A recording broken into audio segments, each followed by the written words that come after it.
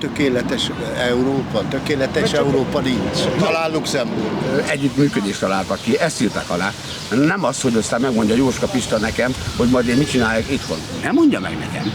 Mert komolyan mondom, én nekem már most behabzik a szám.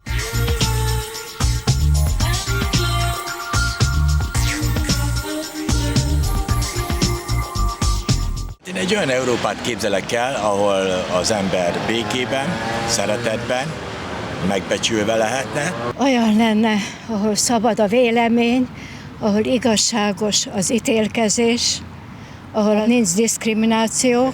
Ha élhető Európát akarunk, vagyis EU-t, akkor legalább minta lenne a Luxemburg, esetleg Ciprus. Ott nem lopnak, nem hazudnak, nem nézik az embert hülyének. Több nép együtt éljen, abban az jó úgy.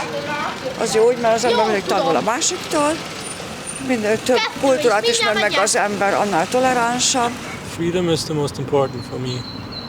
I like to travel a lot, so I really enjoy that I can go into a country without showing my passport actually, so I really like that in Europe. Hogy éppen érdekel is, hogy hova tudunk menni ingyen, meg nem. Jó, ha innen ingyen el tudunk menni 28-as villamos. Legalább aki fiatal, élhetőbb országba megy, itt nem lehet élni.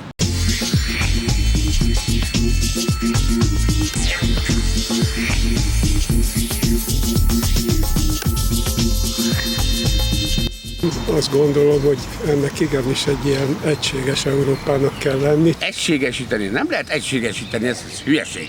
A büdös életben nem volt soha sehol egység. For me it's the best. Everybody on the European Union should stay together, can work together. Everybody has the same dream. Úgy, ahogy a férjem is mondta, mindannyian ugyanazt akarjuk, békében élni. Vagy mi logunk ki a sorból, vagy az összes többi log ki a sorból, és mi vagyunk jó helyen. Ez most nézőpont kérdése. Minden országnak legyen meg a maga irányítása, amiben nem szól bele senki. Nekünk ne mondja meg kintről senki. Senki. Ezt nehéz lesz elhitetni az emberekkel, hogy ez értetek van, és nem ellenetek, hogy majd onnan mondják meg, hogy itt mit kell csinálni.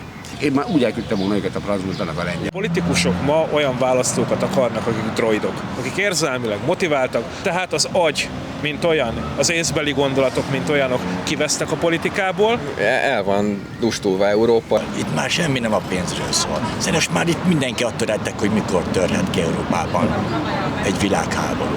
Be fog dőlni. Addig dirigálnak egymásnak, húzogatják egymásnak a gyufát, meg a másiknak a bajszát, míg a végén egyik, másik, olyan, mint a Brexit. Ők jól tették, igazuk volt. Az Orbán azt akarja, hogy az EU-ból lépjünk ki. Úgy biztosítsák a pozíciójukat, hogyha az emberek félnek. Megy az érzelmi úszítás folyamatosan. Egész nyugaton, nem csak Magyarország. A történelmi tapasztalat az, hogy az ilyen ostobasságokból rohadt nagy pofonok vezetik ki az emberiséget, amik általában háborúk formájában jelennek meg. Nagyon-nagyon nehéz kérdés, hogy mit lehetne tenni.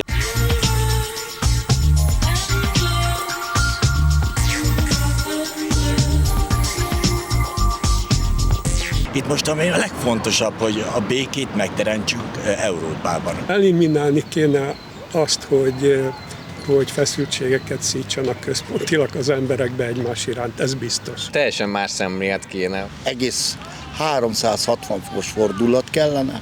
Radikalizmus biztos nem fogja meghozni, mert mindig csak az egyik végletből csap át a másikba, és ugyanazt a végeredményt hozza, de az embernek, a választónak a belső igénye kell, hogy megszülessen, hogy nem akarok egy programozott droid lenni, hanem legyen egy kellő önreflexió, hogy ez így nem működik, hogy mi az a belső igény. Hát egy történelmi példát tudok, Jézus Krisztus és a kereszténység. Az, ahogy a kereszténység meghódította a római birodalmat, na abban semmi radikalizmus nem volt, mert nem is lehetett. A haszon az félre, és a közös érdek, amiben mindenki együtt, amiben az élet az első. Nekem azt tetszene jobban, hogyha a termelésben saját erőforrások, saját kútfő. És ne legyen ennyi élelmiszer fajta.